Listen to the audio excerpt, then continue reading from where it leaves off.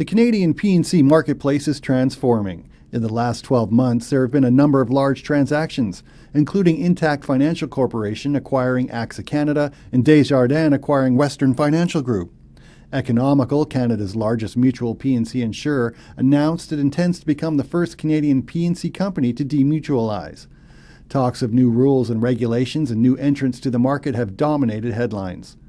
ILStv asked Louis Gagnon, president of Intact Insurance, what it's like to be in the Canadian P&C industry right now and the impact his company's acquisition of AXA Canada will have. Very exciting and very dynamic.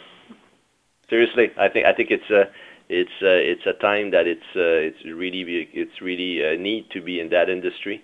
It's an industry that has not seen a lot of movement. When you look at that compared to many others in the past, life has seen a lot of changes in the last 10 to 20 years with demutualization, with a lot of acquisition from one company to the other. In P&C, it has been kind of a pretty, I would say, stable environment.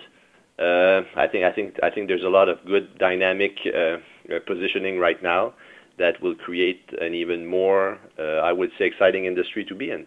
And the Intact AXA transaction, I think it makes us very proud to bring back in Canadian hands.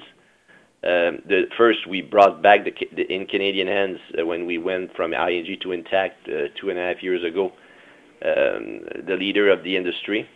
And now we're bringing back also, we're acquiring a foreign-owned organization, bringing back in Canadian hands.